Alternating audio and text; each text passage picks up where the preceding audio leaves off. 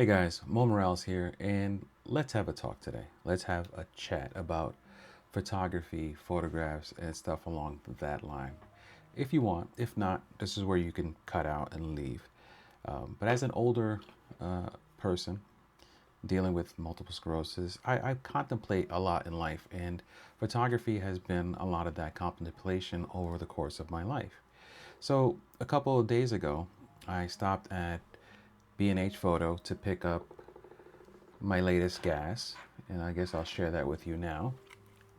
The Fuji 23 millimeter f2 used, but in pristine condition, sub $200 with my credits I had in stock. I had to jump on it. So while I was there, I was checking out, and a gentleman by the name of Tay, I'll provide a photo of you here,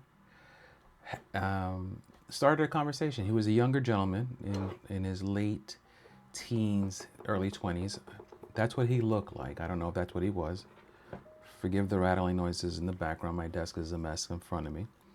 And he posed a question to me in idle conversation. He asked me, am I a photographer? And I said, no, you can call me that. I don't do it professionally as much as I used to anymore, and it's not my main gig, but I do enjoy photography. Then he asked me how long I've been doing it. I said I've been doing it all my life, pretty much, but professionally maybe 15 years, on and off. And then he asked me, what is what is the essence of a photograph that you look for when you look at a photo?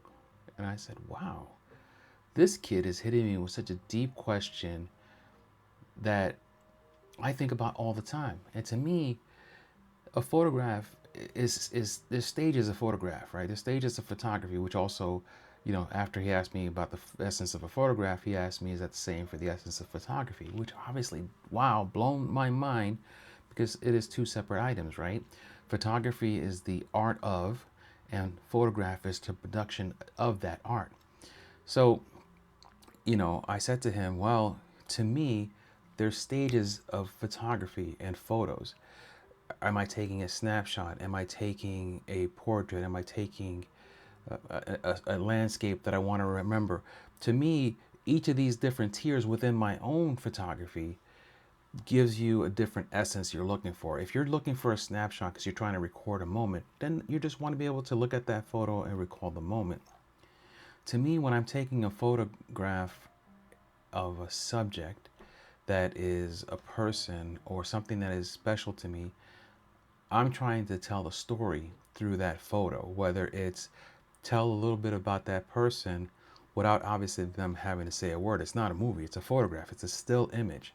And to me, if you look at a photograph and you could tell between your vision and that you know two-dimensional object, that you can tell this person has had a full life because their eyes are telling you a story that can't be told by words.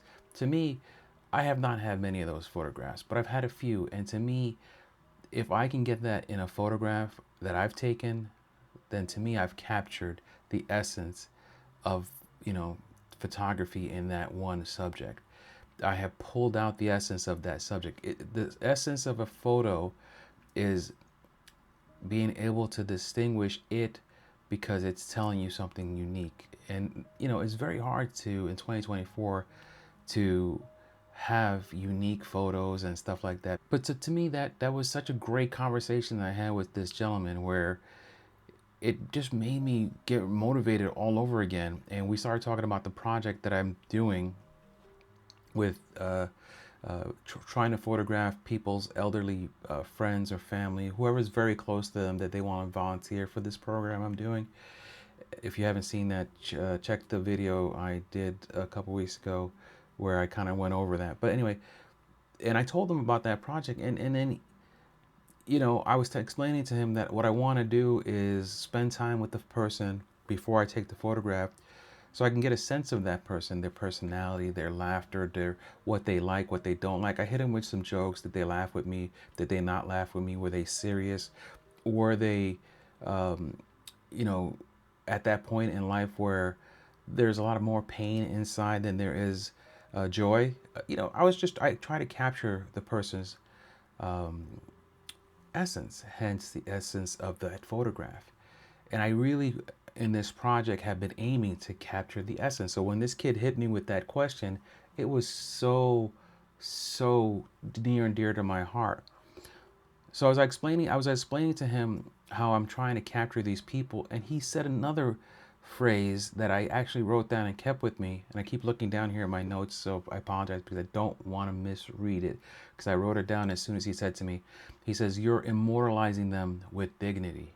I was like, wow, this kid, this effing kid is the oldest soul I've ever met in such a young mind. And I think it let me have faith that our society isn't doomed yet. There are people out there that are going to help keep it going. And you know what? At first, when he asked me about what is the essence of photography, your brain goes to a couple things, right? You want to answer smartly and be intelligent. So is it gear? Is gear what makes the essence of photography?